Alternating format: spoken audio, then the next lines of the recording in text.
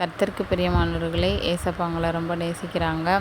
இன்றைக்கு நமக்குரிய வார்த்தை, கர்த்தர் என் கன்மலையும் என் கோட்டையும் என் இரட்சகரும் என் தேவனும் நம்பியிருக்கிற என் துருகமும் என் கேடகமும் என் இரட்சணிய கொம்பும் என் உயர்ந்த அடைக்கலமாக இருக்கிறார். சங்கீதம் 18:2. ஆம் பிரியமானவர்களே, நம்ம எல்லாருமே இந்த உலகத்தில் யார் அப்படின்னா வெறும் மனுஷங்க, அப்படி தானே?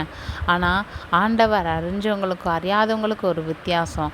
ஆண்டவர் அறியாதவங்க எப்படி சொல்லுவாங்கன்னா, தன்னம்பிக்கை, நம்மளை நம்பி தான் நம்ம வாழணும், நம்மளால் முடியாது எதுவுமே இல்லை. ஆனால் ஆண்டவர் பிள்ளைங்களுக்கு தன்னம்பிக்கை மட்டும் இருக்கவே கூடாது, கடவுள் மேலே உள்ள நம்பிக்கை.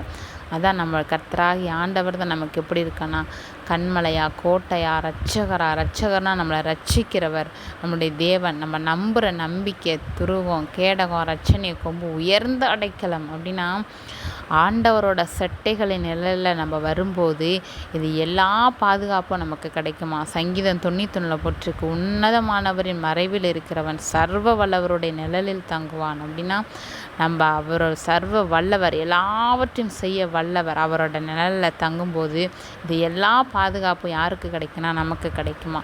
ஸோ இன்றையிலேருந்து நம்ம என்ன பண்ணணும் அப்படின்னா, மனுஷங்க பாதி கடவுள் பாதி அப்படி இருக்கக்கூடாது. ஏசப்பா, நான் மனுஷங்களோடு வாழ்ந்தாலும் நான் யார் அப்படின்னா உங்கள் பிள்ளை ஆண்டவரே, நீங்கள் தான் என் நம்பிக்கை, நீங்கள் தான் எனக்கு தேவன், நீங்கள் தான் எனக்கு கேடகம், நீங்கள் தான் எனக்கு அடைக்கலம்னு ஆண்டவரே சார்ந்து வாழும்போது நிச்சயமாக என்ன பண்ணுவார் அப்படின்னா, ஆண்டவர் நம்மளை உயர்ந்த அடைக்கலத்தில் வைப்பார். God bless you. ஆமென்.